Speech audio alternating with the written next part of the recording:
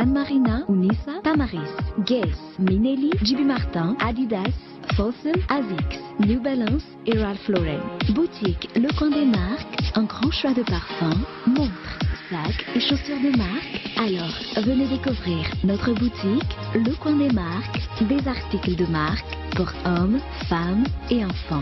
Le Coin des Marques à Faravouch, téléphone 033 71 848 68.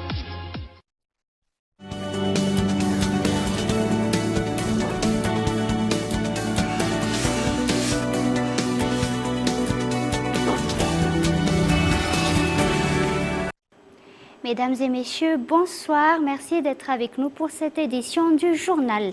Les 31 députés ont rejeté aujourd'hui l'article 7 du Code de la communication lors de l'adoption de ce texte au sein de l'Assemblée nationale. Il s'agit d'un article accordant aux journalistes la possibilité d'effectuer une investigation, fait soulevant certaines interrogations. C'est un ancien membre de la profession, élu membre de la Chambre basse, qui a incité d'autres membres au rejet de cet article. Henri Florian. 31 membres de la Chambre basse ont aujourd'hui rejeté l'article 7 du Code de la communication qui offre aux journalistes la possibilité d'effectuer des investigations.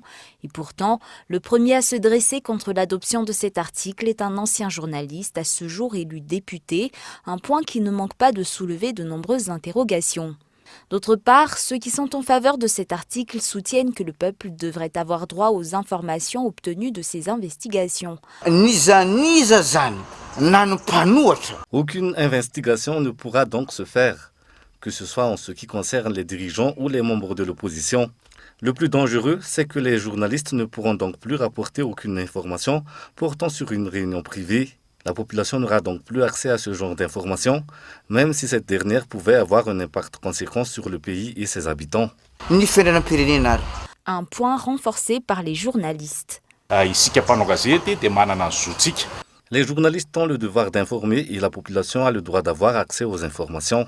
Ce texte passera auprès de la Haute Cour constitutionnelle après son adoption au Parlement et je suis sûr que les membres de cette juridiction sont conscients de l'importance de cet article. Quoi qu'il en soit, avant une décision définitive sur le sujet, ce texte, dont 50 articles sur 51 ont été validés par les membres de l'Assemblée nationale, devra encore passer entre les mains des sénateurs pour un nouvel examen, selon la ministre concernée. Le taux de redevance perçu par l'État aux entreprises d'extraction minière va être revu à la hausse et pourra désormais atteindre jusqu'à 8%. Une des améliorations apportées au projet de loi portant sur l'extraction minière. C'est un reportage de Gaëtan Andjietslav. Si 20 compagnies minières à Madagascar ont payé les taux de redevance et ristourne à l'État en 2017, il n'en restait que 17 en 2018. Toutefois, la ristourne obtenue est passée de 4,1 milliards d'ariars en 2017 à 67,4 milliards d'ariars l'année dernière. Cependant, ce montant n'a à ce jour encore eu aucun impact sur le quotidien de la population et pour cause, seulement 2% du montant de la première vente ont été perçus par l'État. Dorénavant, grâce au nouveau code minier, ce taux sera revu à la hausse et pourra atteindre 8% en fonction des entreprises. Seulement 2% du prix de la première vente sont perçus par l'État et nous n'avons pas les moyens de suivre quels sont réellement les prix fixés entre le client et l'acheteur. Donc nous avons dû effectuer quelques corrections. Nous avons effectué une catégorisation des substances minières. Nous avons également décidé que si l'entreprise n'effectuait aucune transformation à Madagascar, le taux perçu serait plus élevé. Dans le nouveau projet de loi, le taux de redevance et de ristourne se situe donc entre 4 à 8%. Le ministre a également renforcé qu'à ce jour, aucun permis minier n'a encore été accordé. L'accord de ce nouveau permis viendra en parallèle avec l'application de la nouvelle loi sur l'extraction minière selon ses explications. Aucun permis minier n'a dû être accordé ces 10 dernières années. Normalement, les nouveaux permis devraient être publiés en même temps que le code minier afin que nous puissions atteindre nos objectifs. Aujourd'hui, ETI Madagascar, ou Initiative pour la transparence des industries extractives, a publié un rapport portant sur les écarts résiduels des entreprises minières entre 2017 et 2018, un écart qui a atteint 0,28% entre 2017 et 1,36% en 2018. Nous allons continuer sur un tout autre sujet. Le Conseil du Fampiavan à Malagas appelle au calme en attendant la proclamation des résultats officiels des élections communales. Étant donné la réaction de certains groupements de personnes incitant le peuple d'Antananarivo à se révolter face aux résultats provisoires publiés par la CENI hier.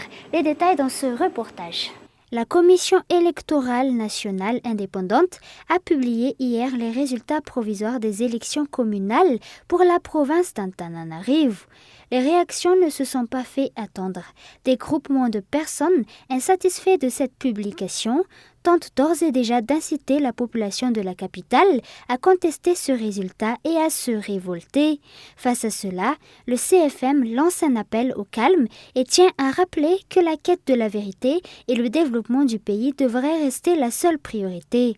Pour eux, les élections sont synonymes de développement et ne doivent en aucun cas signifier un retour à la crise.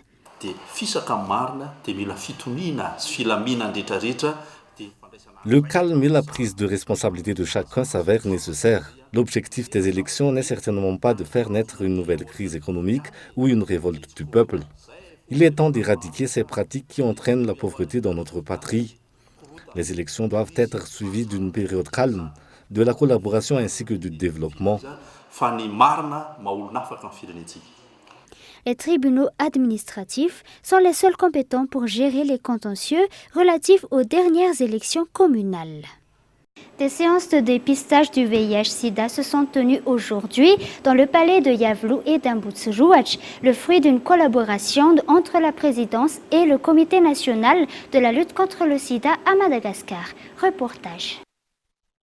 Connaître le statut sérologique par l'intermédiaire du dépistage est la première étape essentielle dans la lutte contre le VIH-Sida. Raison pour laquelle les employés de la présidence se sont soumis aujourd'hui à une séance de dépistage volontaire au sein du palais de Yavlu et d'Amboutserouach à ce jour. À part le dépistage, les employés ont été conseillés sur les moyens de prévention du VIH ainsi que sur l'utilisation des préservatifs. Le Comité national de lutte contre le sida à Madagascar incite tout un chacun à participer pleinement à la lutte contre cette épidémie. Nous incitons nos voisins, nos compatriotes à prendre des responsabilités face à l'expansion du VIH-Sida à Madagascar. Chaque citoyen est invité à se rendre auprès des centres de santé, des associations pour se faire dépister, se soigner ou tout simplement s'informer. Ces événements s'inscrivent dans la célébration de la Journée mondiale du sida ainsi que dans l'atteinte des objectifs 90-90-90 établis par l'ONU-SIDA. Concernant le cyclone tropical Belna, la région de Bouigne, la plus affectée par les intempéries, est actuellement classée en alerte bleue, ce qui signifie que le phénomène s'éloigne, mais que le danger persiste localement. À Mahadanga 1, 172 personnes ont dû être évacuées. Dans le district de Soualal, 2 personnes ont perdu la vie et plusieurs infrastructures ont été ravagées. En tout, on compte 1300 sinistrés.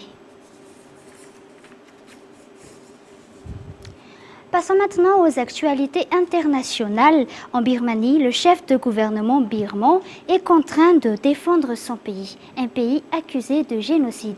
C'est un reportage de France 24.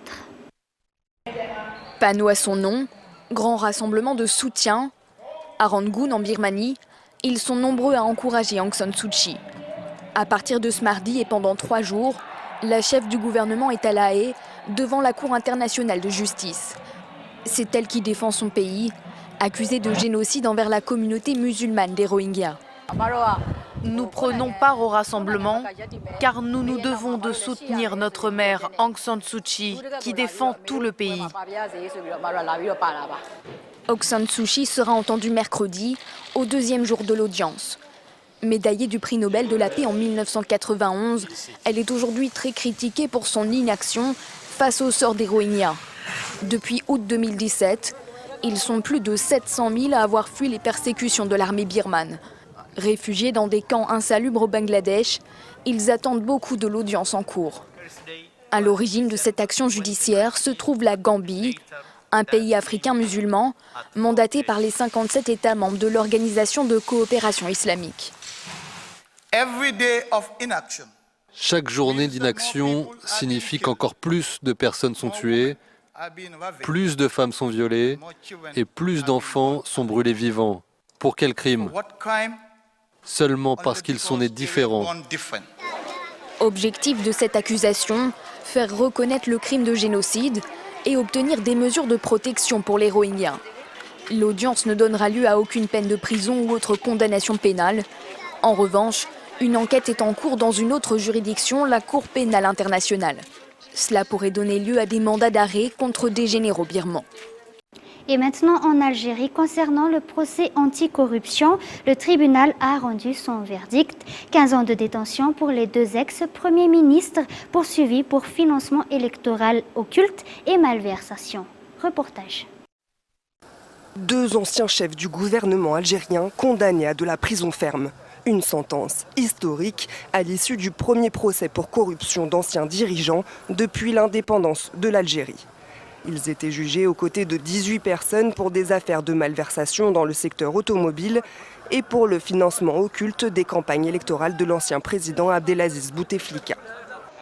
La justice algérienne a donc décidé de frapper fort et elle a eu la main lourde. 15 ans de prison ferme pour Ahmed Ouyaya, 4 fois Premier ministre sous Bouteflika.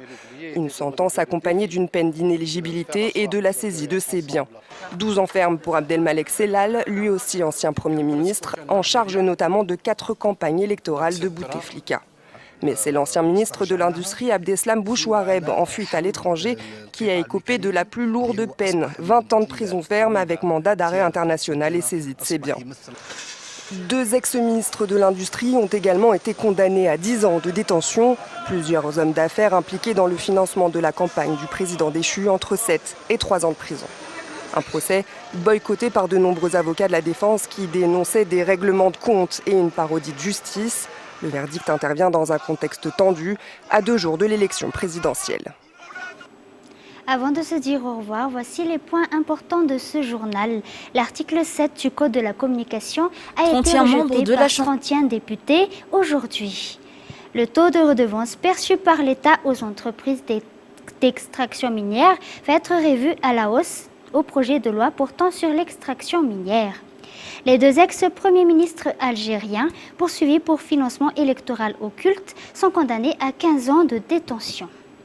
Et voilà, c'est la fin de ce journal. Je vous remercie de l'avoir suivi jusqu'à la fin. Je vous souhaite une excellente suite de programmes sur Cool TV.